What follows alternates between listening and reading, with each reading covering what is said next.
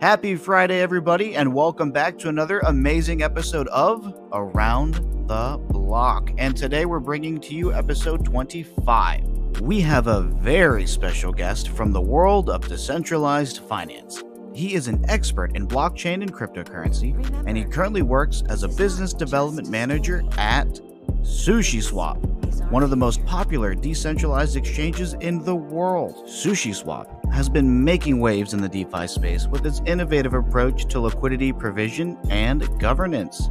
Our guest speaker today has been a key player on the team that has been driving the growth of Sushi. We interview so many cool people for Around the Block, but we are absolutely thrilled to have him on our show today to share his insights on the current state of DeFi, the future of decentralized exchanges, and talk about the role SushiSwap is playing in helping to shape the entire blockchain industry. All right, let's get right into it. About flash loans, will probably ask. Yeah, if you're super knowledgeable, if we say what is a derivative, if you would be able to answer that. If not, we're going to use Chat GPT and get that answer and then put that on the screen. But yeah, we'll ask you some questions, and then it's just whatever it is that you know, then we could totally do that, or we can just answer it to the best of our ability. But yeah, I don't know if you watched. Before we do that, did you want to give a proper intro for yourself as well, Truda? Yeah, let's do that. We definitely need that, and then we'll cut right into there. Yeah. Cool. Yeah, so for myself, I think I don't really have a cool story to tell you guys, but obviously for more or less for myself, I'm more or less kind of like a retail trader, right? I came from the traditional background, your typical stock trader and stuff like that. And I kind of chanced upon crypto in 2017 when a BTC was around, I would say 800 or so. So that was and then at that point of time, I had a lot of friends who were playing that. Oh man, I can't remember the name of the game, but it was that little rocket game where you could kind of 2x, 3x your money. You basically, there were two, right? So you could bet there's Bitcoin, a couple different ones like that. And then there was one where obviously there was a rocket, and then you could stop at any point of time and gain 2, 3x your money. And the other one was actually a dice game where you kind of bet. Basically, I watched so much gameplay of that. I think it still exists. So many people. It does. Yeah. And I think right now as well in the there's a narrative around casino coins on CT as well. So maybe it's gonna come back. But so those were the really early days, right? And at that point of time, I think the ecosystem, there wasn't any sort of a DeFi ecosystem. It was just mainly BTC, ETH, and a whole lot of people just buying ETH to more or less kind of ape into ICOs, right? Yeah, 100%.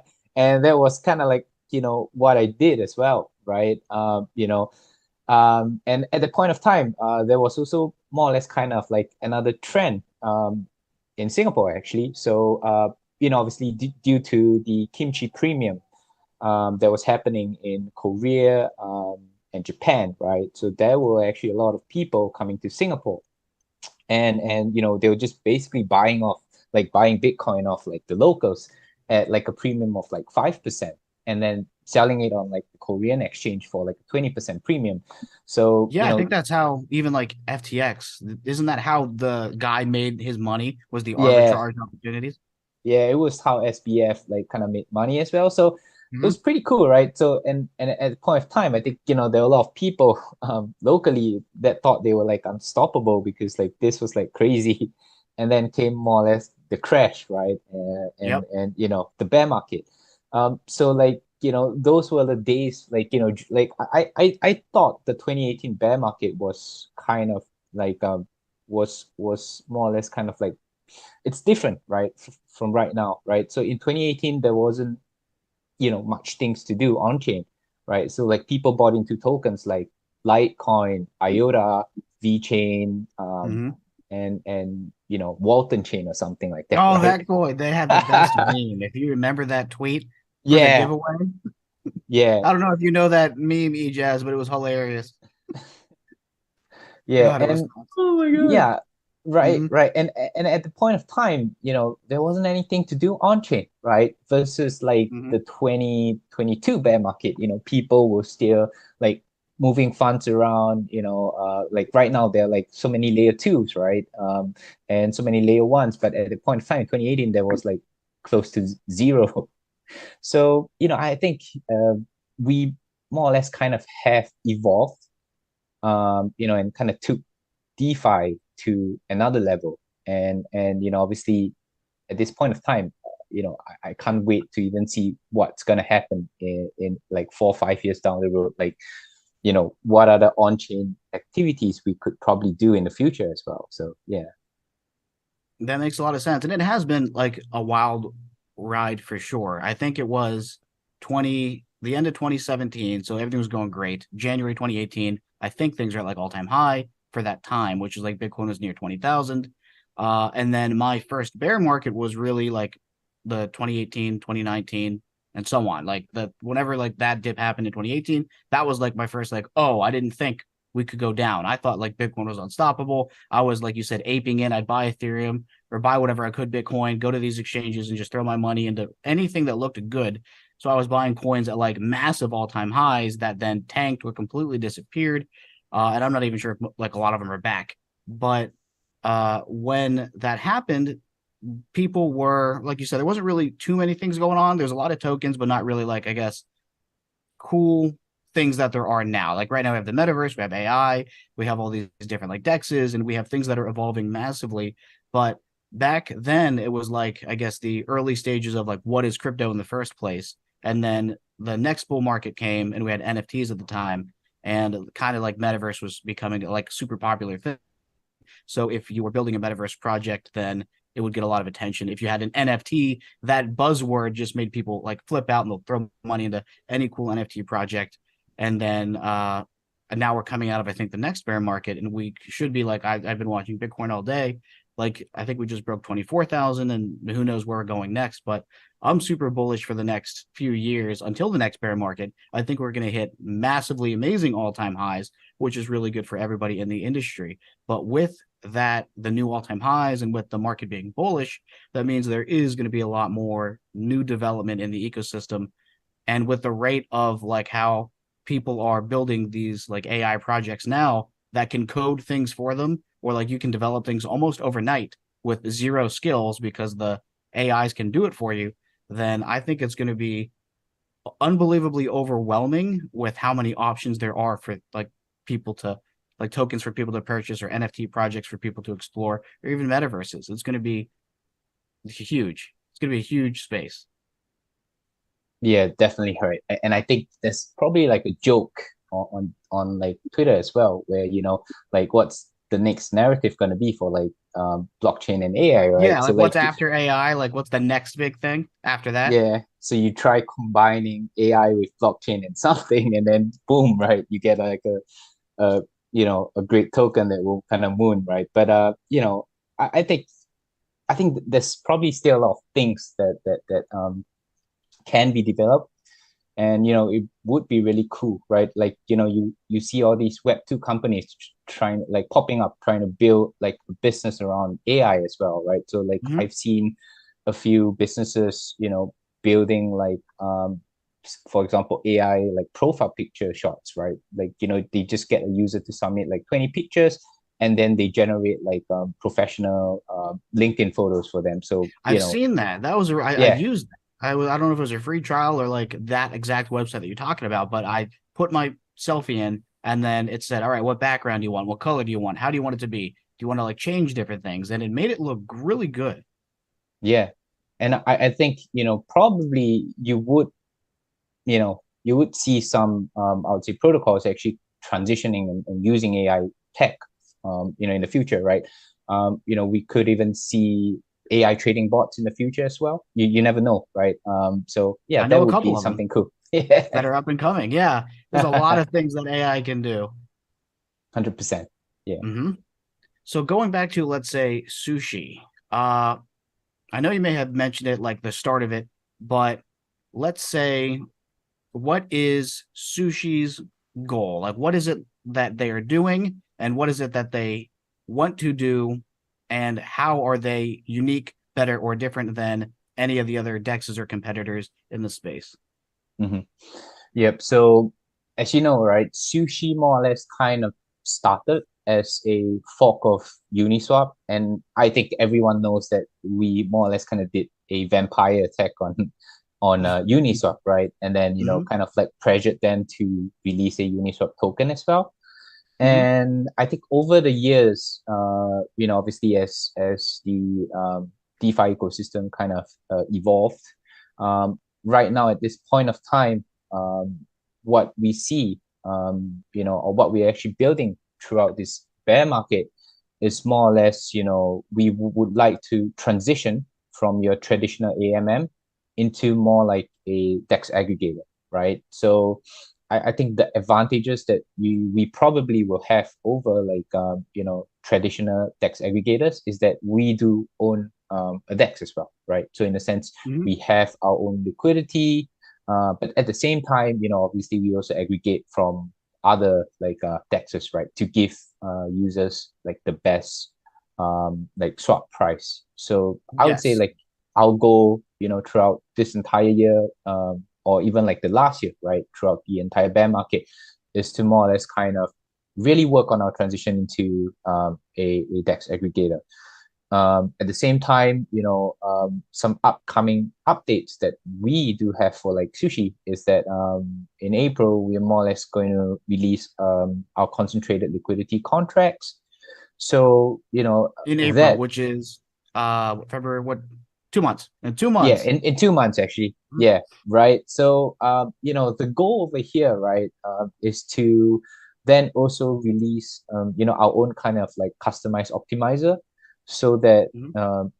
we would more or less kind of enable our users or even protocols who actually seek liquidity in Sushi to more or less kind of manage their LP position. So this would more or less kind of I would say make it more capital efficient, right? Rather than your traditional like Yes. 50-50 pools, etc. So, I think we're more or less kind of pretty pumped about that. Yeah, that's I pretty cool. mean, yeah, I mean, if you followed like our CEO Jared, you more or less would see he's kind of like made some like announcements or alpha on Twitter as well, right? So, I think that's one of like the big transition that Sushi is actually more or less kind of going through right now. Yep. Another thing that we are actually doing right now is that we more or less kind of announce something we call Sushi Labs. Sushi So, Labs.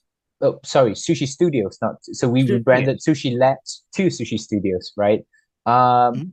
so let me kind of take you back a little bit. Sure. So in the past, right? So Sushi more or less kind of issued grants from like our DAO treasury to basically run a lot of like development around Sushi.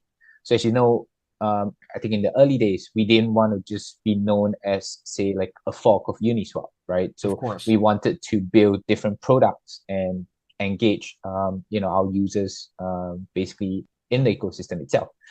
And this grant system, this initial grant system, actually worked really fine, right? Various products were more or less kind of developed from this grant, right? So we had like Kashi, which was more or less kind of like our lending and borrowing app. We had Miso, which was our launch pad, and we also had Shoyu, which was our NFT marketplace, right? Yep. But at the same time, we kind of then realized that these grants also kind of limited our innovation and market distribution in a sense because obviously to more or less kind of maintain these products, it took a lot of dev manpower as well, right? So like previously like our devs would just more or less kind of focus on the devs, and with like new products coming out, right, then the attention span had to more or less kind of be spread out, and obviously we spent a lot of resources trying to maintain these different apps, right? Hence, Yes. you know I think probably at the end of last year, we made more or less kind of the decision to sunset Kashi and Miso, to more or less kind of really focus on our roadmap this year, which is more or less to transition into a DEX aggregator, right? Yes. So really, like, the goal of Sushi Studios, this new framework would basically offer I would say that we are looking to more or less incubate different protocols, and potentially also offer like a royalty-free license for protocols to use the sushi brand, right? So Okay. yeah, so this will more or less kind of empower like different projects to come up with innovative products that are actually built on top of sushi. Yes. And also at the same time, right, these teams will remain separate from sushi, right? So this would more or less kind of then save us a lot of like manpower and resources. Yeah, you don't in have to order worry about the developing it yourself. The third parties that want to just build on Yeah. sushi can. Yeah, right. Mhm. And at the same time as well, right, these products will then also kind of bring value to the ecosystem. So it's kind of like a win-win-win situation for Mhm. all of us. So like, a prime example would be the recent announcement that we made, right? That we more or less kind of acquired Vortex Protocol. I was just And about to ask about that. Yes, tell us about that. Vortex Protocol acquisition. What is Vortex? What was the acquisition for? What does it look like? Yeah, so I wouldn't say it's more or less kind of like an acquisition, but more or less like a partnership Mhm. where we work with Say as well as Vortex to help bring to market like the first, I would say, fully on-chain perp DEX via Sushi, right? Mhm. We have like we're still in the works, and we're not too sure if we're going to brand the perp DEX as a sushi perp DEX, for example. But I think ultimately the goal for this is to provide more value to all sushi stakeholders. uh I can give like a hint, right? So maybe Mhm. via airdrop, token airdrops, etc. You never know, right? If you're like a Something cool sushi and holder. fun. Okay. Yeah, I like right. it. So yeah, and I think obviously, right, with like this kind of like Sushi Studios format, it will basically bring a lot of value to sushi ecosystem stakeholders, and the brand, um right, and that's kind of like the key goal as well. So yeah, I think that's more or less kind of like the entire roadmap for sushi Yeah, for this year, I would say. Yeah. that's a lot of really cool things then you're working on. And sushi's, yeah, definitely putting a lot of neat things in place for 2023. I guess one question that I'd want to ask, then Ijaz, I'll let you ask one next, is let's say, and we were playing with Chat GPT yesterday, and it was like helping us understand things. So, how would you explain Sushi Swap to somebody that doesn't know, let's say new to crypto, they're trying to figure out what to do in the space, and you're like pitching Sushi Swap. How would you explain it to somebody that's new?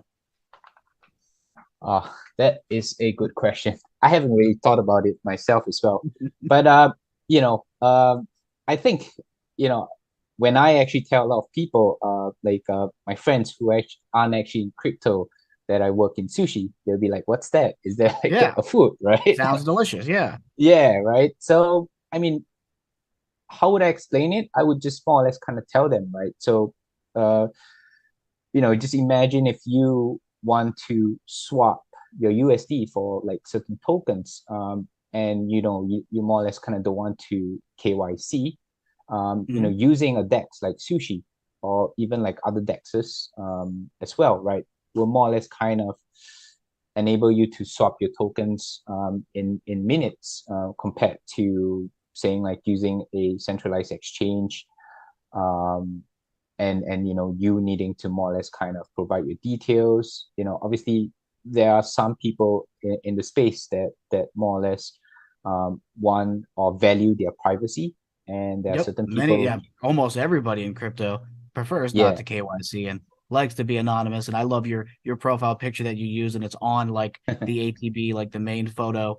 that we're going to use for the graphic. Like, I love people that do that. I used to do it all the time, and then I got Yeah. this hat, so then now I'm everywhere wearing the hat. But yes, I do like it when people like to remain anonymous, or like they just don't do the KYC, because it kind of makes sense whenever you're playing around in this space, just to not have yourself too much out there and keeping your privacy and doing your own thing. It kind of makes sense, and it's good that DEXs exist. Yep, 100%, right. And I think, privacy is something that people talk a lot, about in this space as well, right? Like, and I think it's more or less kind of important in the sense, even for like developers, for example, right? If, for example, let's talk probably like about Andre, for example, Hmm. he's docs, right? And at the same time, he's more or less kind of like a builder, but we all human at the end of the day, and we make mistakes, right? So Of course.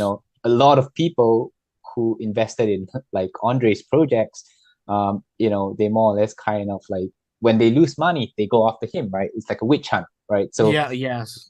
You it's see it all the time. Anytime yeah, somebody that's like a founder or like has themselves doxxed, if anything even slightly goes wrong, even if it's like it could just be the market goes down because of normal market conditions. It's like somebody wants to find somebody to blame for losing money. yeah, and it's really tough, right? So if you're like a dog's death, you build something good, you're like a god, right? But if you build Yes. something that makes people lose money, then things start. You probably get like a letter from like their lawyer, you get sued Yeah, and everything. yes. So it's really tough, and I would say it's a headache, right? So which is Mhm. why you probably see some like developers as well wanting to more or less kind of remain anonymous so that they can more or less kind of experiment with things as well. And I think that's kind of like the beauty of the space as well. So yeah. Yeah, of course. I love it. I mean, EJaz, you're a developer yourself, and you probably know it better than I do. But I can understand if you're like a casino developer, and someone loses money, you don't want to be known. Yeah, exactly. And as a developer, it's really hard to kind of know how much of your identity to put out there just because of that reason, right? You don't know who will come after you, or you don't know who will treat you in a way because they lost money on something that happened because the market. So those things are, pretty commonplace. Wanted to ask about the developer and kind of the idea of building. You mentioned that you guys Sushi bought out Vortex, and I'm sure you're debating whether to create your own derivative exchange, or buy out one or create your own. What kind of led you to buying one out instead of creating your own? Well, I would say that, obviously, um, one would be more or less kind of, we're looking to expand the expertise of our team, right? And obviously different kind of like teams have different expertise, right? So the current sushi team, we're more or less kind of really focused on say like our decks and various other applications that we have right now, which is Furo, which is more or less kind of like our streaming investing application, and etc. Right? So the reason why more or less kind of we realize that this partnership is valuable is because obviously then we will, by working together with Vortex as well as Say Network, we more or less could pick their brains and bring on their expertise as well, right, to launch a perp dex. And I think that's more or less kind of valuable in the space, right? For different protocols to more or less kind of work together That's rather super than smart. That's extremely smart. Is you hire yeah the people that or work with the people that are already doing it. They're experts in it. So instead of you being like, "Oh, there's something new and cool," you're going to try to figure it out, and then you make all the mistakes in the beginning. It's like, why go through all of that when you can just partner with or acquire or just work with somebody that's an yeah expert in the field? So that, I We've mean, that already actually gone, makes a yeah, ton of sense. we've already gone yeah through the mistakes that you mentioned already. So yeah, that's a great way of putting it. and it makes no sense for us to spend say like $1 million or even $2 million trying to experiment in building a perp dex when we can just kind of say, hey, why not I give you like $1 million, and since you have the expertise, right, we can execute it flawlessly. And yeah, that's kind of like our kind of like ration, like our reasoning actually. So yeah. It's pretty cool. In and just to kind of maybe help new people who kind of understand what blockchain is and who understand what DeFi is, but haven't really gotten the exposure and experience of yield farming or swapping tokens and kind of buying and buying one token, selling it for another token, and getting those arbitrage, those those uh those gains. How would someone learn using sushi? Would their best bet be, finding something on YouTube to watch and follow along? Would they just be dive in with, $100 and play around? Would it be reading documentation and then kind of playing step by step? What would you recommend someone brand new to DeFi and has found SushiSwap to be their first medium of this whole new world? Yeah, so funny you ask actually. So recently in October, we actually released something we call Sushi Academy. So basically Sushi Academy has, we more or less kind of created a lot of articles for beginners on number one, how to use sushi products, as well as basically more or less kind of interact with the sushi ecosystem, as well as like DeFi in general as well. So, I think the first thing that I would more or less kind of ask beginners to do is take a look at Sushi Academy. Then from there, right, obviously the DeFi space is huge, and there's like new like protocols launching every single day. I used to, like in 2018, right? I used to be able to catch up everything in a day within like 20-30 minutes. But right now, if you go to sleep, it's like you missed an entire year's worth of something. Yeah, right. Single day, there's like so many like anons giving like, or writing like posting great articles about different like protocols. So like, I would suggest more or less kind of like, obviously a lot of the action happens on Twitter. I would more or less kind of ask like a newbie to really do two things. One would be to obviously go to YouTube, and basically watch videos about DeFi, what is yield farming, and if they're probably like interested, watch videos on how to more or less execute like, perp or like, even like leverage, right? And from there, then go on to CT, consume the information that I actually placed out or put out by these anons, and kind of like, piece the puzzle together and find your own, like, everyone has their own kind of like method for trading, right? So one kind of like method that works for me may not work for you. And the key here is to kind of find like your advantage in the market, whether, if it's more or less kind of trading like the narrative, whether, if you're like a long-term trader or short-term trader, etc. So I think the goal here for like a newbie is to really more or less kind of find the edge in the market. I tell a lot of like new friends who don't really have like the appetite for like altcoins to just buy BTC and ETH, right? Exactly. Keep it easy, keep it simple, hodl. Yeah, you'll be fine. You'll probably win in the long run. Just hold and just sell when you're happy. I always tell people, like, whenever you want to take a screenshot of like your account, then that's probably when you should sell. But yes, holding in the long run, like the market's going to go great. You'll be fine. Yeah. So just hodl. And then once you get more comfortable, like I don't know if you've ever used TradingView before, but like to just watch the markets, and you can like play around with a little bit if you want, like on DEXs or just the normal exchanges, and learn about all the different options, like the leverage trading, the margin trading, the just buying in and out, just to, I guess, test the waters if you're new. But you're definitely right. Just stick with, if you don't want to, because there's so many altcoin options and there's so many NFTs, Bitcoin and ETH, you'll probably be fine. Just buy it and hold, and go from there. Yeah, I mean, like, it's basically the saying is like, obviously the narrative is like there'll be like a 2-year bear market and a 2-year bull market, right? So like during the bear market, if like you're a new trader, all you need to do is just buy like BTC and ETH, and and if you're not like a great trader, you could kind of like DCA your way down, right? And if you're patient enough, yeah, right, you buy the dip, and if you're patient enough, you hold for like 2-3 years. It's more or less kind of like free money, right? So there's no need for you to even do research into all those like altcoins, stuff like that. If you're new, you could just buy BTC and ETH if you're patient enough, hold it for like 3 to 4 years, and then sell when you sell at the point where you feel like you've made like life-changing money, right? I think a lot of mistakes people make is that they set a target price for like the coin. So like something like I will only sell like BTC if it reaches say 200K a coin, right? Yeah.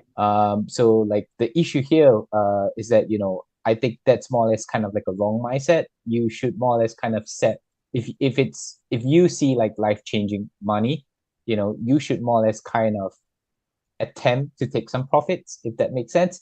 Correct. And at least have like a basic understanding of like how things even work or why the markets move the way that they do. Like I remember when Doge started becoming super popular because of Elon's tweets. I knew people that were like, oh, I'm going to buy Doge and I'm not going to sell it until it hits $20,000, just like Bitcoin did. And I'm like, that'll probably never happen. And they're like, well, Bitcoin did it. So why can't Doge? Because Doge is more popular and it's going to go to Mars and all these other cool things. And I'm like, well, it's literally like just supply and demand. And the circulating supply is so big that it takes a lot more money to make it move to get to those higher prices. But you should, or anybody that's like getting into the space, should understand at least the basics. And even I like made the mistake in the beginning. I'd buy a coin, I'd put $100 into something, and then I'd be like, okay, cool. So when this reaches $100,000 because they're going to partner with like somebody cool, then it's going to be great. And then I'm like, wait a minute, it has over like over 100 billion or has tons of like huge supply, where it's like, all right, it's going to probably be a lot longer or take a lot more cool partnerships or something to even get it to $1. So yeah, at least understand the basics and then go from there. Yeah, I mean, one thing that a lot of new users don't take note of is like the fully diluted valuation of like a coin, right? And that is more or less kind of important. If it's a coin, like even if there's like a coin at like 1 cent, right? But if like their FDV is at like 3 to 4 billion, it may not make sense to kind of like ape into the coin. But at the same time, right, you would always have to kind of look at the narrative at the point of time as well, right? If the market is going retarded, the only way to do is just to go retarded with the market, right? If you kind of try to fight the market, then you probably you'll would make mistakes. It's right. very easy to do that. Or even before, like myself, I would like have a lot of like this token that I thought was super cool, and then I'd go over to an exchange where there's no liquidity, and I'd market sell everything. That's like, what? I thought I was making $10,000. Why'd I only get $500? It's like, okay, yeah. The liquidity needs to maybe having a stop loss will help as well. if you're oh god, yeah, it was horrible with those. Question for you. So Shruta, in terms of, it seems like, on Sushi, you're probably trading a lot just for your own, or, how you say you got involved was, you're being part of the DEX as well and probably trading a lot. Did you have a way to track what you were trading at all? Or were you just kind of remembering what you traded? I'm kind of trying diving into some of your secrets here to see if you could give the audience some idea of how to take charge of how organize your trades and stuff like that. Exactly. Did you do any of that? So like obviously I think like you say, right? So I use TradingView a lot. So I have more or less kind of like different watch lists as well, where at different point of times I more or less kind of divide like the coins into different narratives as well, right? So be it if it's like GameFi, or if it's like a casino kind of like or even like ZK, right? The narrative, I think the goal here is more or less to kind of divide these coins into like different kind of like watch lists, and then take a look at them depending on like the narrative that you more or less kind of feel that CT is going. Some of the narratives on CT can be a little bit forced. I don't know if you guys like how do I say, like there are a few articles that I read like carrying certain narratives that feel like a little bit forced to me, but at the same time right, that there's no need to kind of like follow every narrative, right? So I think the key thing that I would highlight is that, have a watch list with different narratives that you're looking at. Then kind of like use an Excel sheet as well, right, to more or less kind of position, basically calculate what kind of positions you want to take in these like narratives. For me, right, my strategy is to more or less kind of like, I don't look at the dollar value of my portfolio. I do it in percentage, right? So say like, I would like to add 10% of my net worth into ETH, for example. Then I more or less kind of calculate like the dollar value. I don't go by like, I know some people go like, I will buy $10,000 worth of ETH or blah, blah, blah.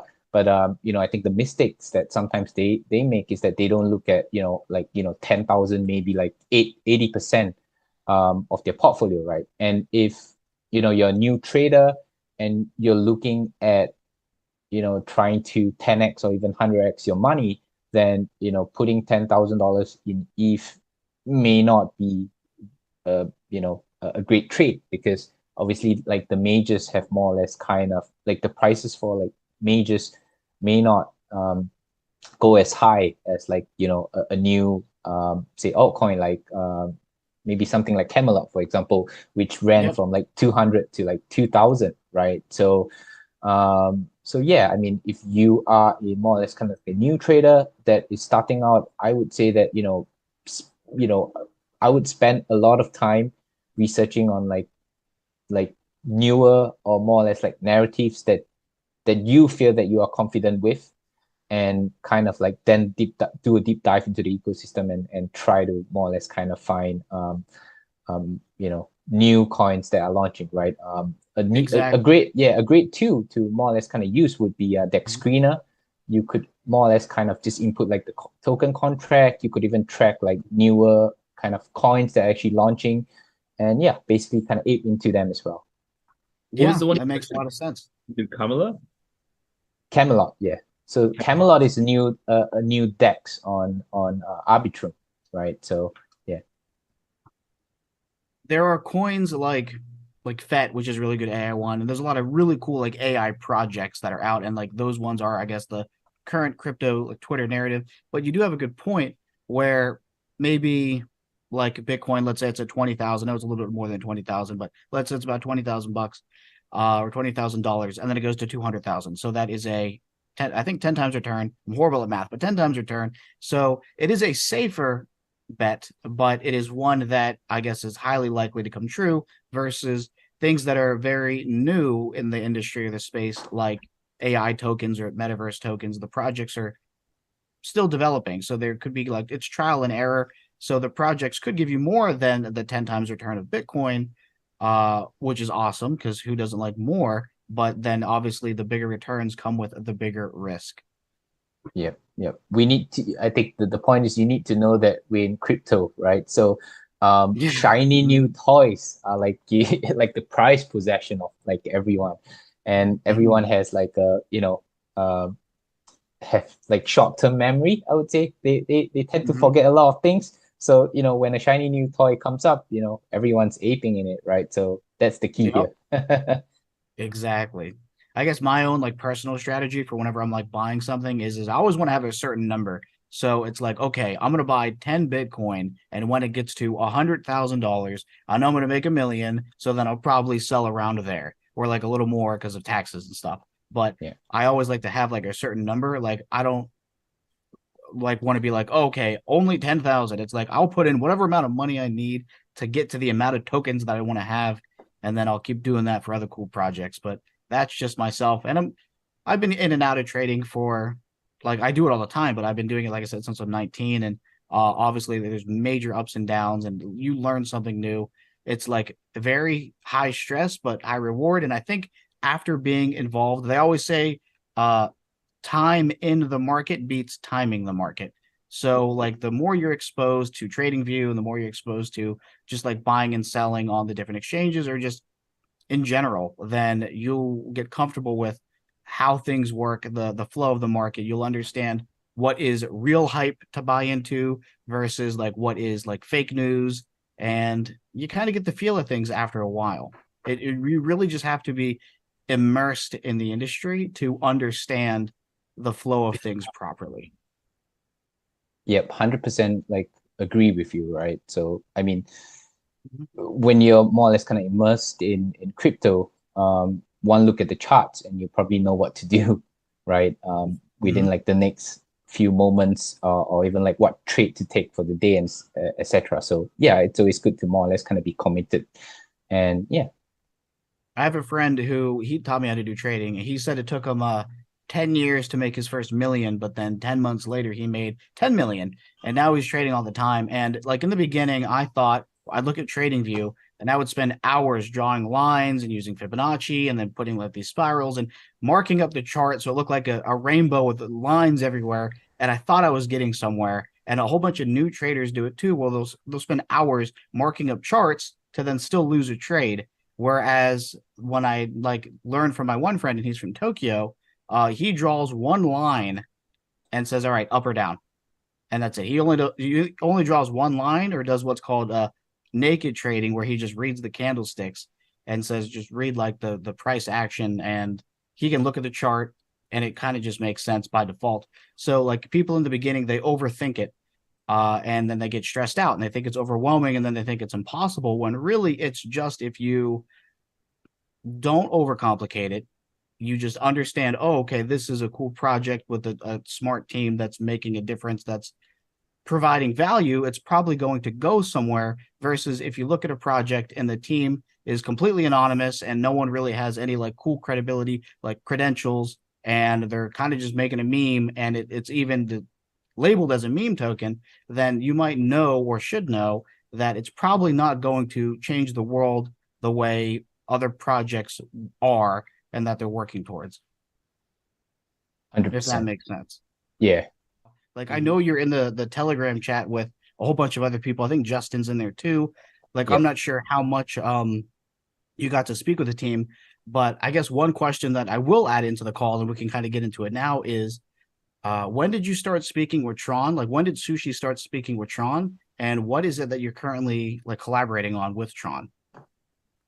Yeah, so I think during our heydays, Tron kind of did reach out to Sushi in Mhm. the early days as well. But obviously, I think at the point of time, Sushi was more or less kind of in a leadership transition. Mhm. So, then probably, which was why the conversation then kind of like fell through, right? So we more or less kind of spent 6 months doing like a reorg. And, after that was done, that's where I more or less kind of reached out to Mandy and say, hey, maybe we should chat about getting sushi on like BTTC, right? So BitTorrent chain. Yep. I think for us, it's really important to be, more or less kind of be like the first mover in every like new EVM chain, right? And that's more or less kind of like where we see um, you know being the first mover gives us like a lot of like advantages It really in the does. That's space. super It is, smart. right? Yeah, which is why we more or less kind of reach out and say, like, let's try to launch sushi on BitTorrent chain and Yep. see how we could more or less kind of then kickstart a liquidity mining program to attract TVL, and which in turn would more or less kind of then help also boost like on-chain activity on the in the BitTorrent ecosystem, and yeah, Mhm. basically help the chain grow. So I think there are some things in the works right now that Sushi is actually planning. But I kind of actually review too much yet. So, but yeah, I That mean, makes sense. yeah, That's probably after exciting though. I some mean, it's time, still a teaser. yeah, Things are to it come. is. That's Yeah, really good. yeah, yeah. So things we'll make more announcements soon. So yeah, stay tuned. Yeah. That's awesome.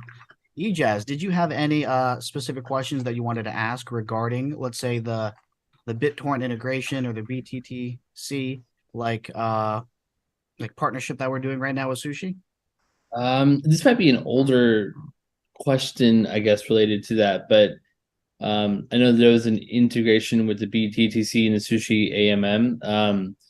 It was what was kind of the goal for that? Was it just kind of bringing more, like you said, TVL for both sides? Was it to bring more service for BitTorrent chain to kind of grow? What was do you kind of recall some of the goals that was behind for that initial partnership?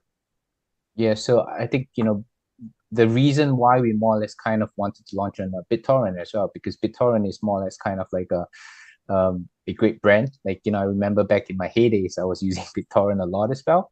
And I think, the goal here is more or less to say, hey, let's try to work with TRON to help, the BitTorrent ecosystem grow.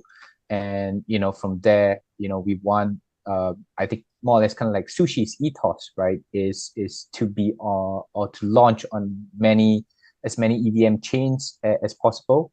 And the ethos here is to more or less bring about a multi-chain kind of like ecosystem where users can bridge their funds through Sushi to various chains, right? So I'm not too sure if we have something which we call Sushi X Swap. So it's more or less kind of like an interface where users can say swap their USDC from on ETH to, say, for example, USDC on BTTC, for example, right, in one interface. So our goal here is to actually more or less kind of using this bridge unify as many like EVM chains as possible, right? So this would more or less kind of then help all the various kind of like layer ones or layer twos that we launched on to basically grow. And I think that's our goal here, is to increase more or less kind of like help these newer layer one or layer twos increase activity, on-chain activities, and basically help develop the ecosystem as well. Gotcha. Do you see a lot of users using Sushi? Do you see them a lot of, and I'm not sure if you even have this information or data to look at, but do you see a lot of these users in Asia, in North America? Do you kind of have an idea of, which demographic uses SushiSwap more? Yeah, so funnily enough, like we actually have more Western users than Asian users. So Interesting. like I did. it I is, wouldn't have right? picked that. I wouldn't have. I would have done the opposite. That's Oh really yeah, that's pretty cool. yeah. Yeah. So like I would say that 60% of like our users are actually more or less kind of from like Europe as well as like North America, and then 35% probably comes from Asia. So yeah, that is something cool to note. So using these stats, right, we are more or less kind of also trying to expand or do like an outreach to more of like our Asian user base as well. So yeah, we're basically working on maybe getting Sushi launched on a few other Asian exchanges as well. Yeah. So sorry, I can't really say much, to be honest. So No, yeah. I know some of them. I don't want to get in trouble. Yeah. But yeah, I was just curious about, that was one of the questions I had because that was really interesting in terms of, the market's so big here in the US and Western and Europe too as well, about how many people use different dexes and kind of play around. So I was just curious. And I imagine is it because maybe you think it's because of the laws in Asia that disallow people for being crypto, kind of more of a sentiment of fear, or do you just think it's because of something else? So I think there are actually a lot of like retail Asian users who more or less kind of are on like the safer side of like crypto, right? So like they only more or less kind of want to use like centralized exchanges and basically just buy like major tokens, right? So they just KYC with like an exchange like Huobi or OKX or Binance, and then they just kind of like buy like BTC and ETH. That's it, right? So they're not really that deep into the ecosystem. But whereas for like for people in like Europe and North America, I think they're more kind of like they have like a larger risk appetite, to be honest, which is why we see like a lot of like users coming from there, right? Aping into our farms, etc. So yeah, I can't say really for sure, but I think that's more or less kind of like the data that we put internally from like our dashboard. So That's cool. That's good to know. Thanks for sharing that. I appreciate that. Thanks for having me. It was a really, really great session. And, my name is Truda, and I'm from Sushi. And yeah, hope to see, you guys more or less kind of using Sushi and yeah, coming into like the DeFi marketplace. Perfect. Thank you so much for coming on. And this is episode 25 of Around the Block. Thank you, Truda. Awesome. Nice. That's flawless ending.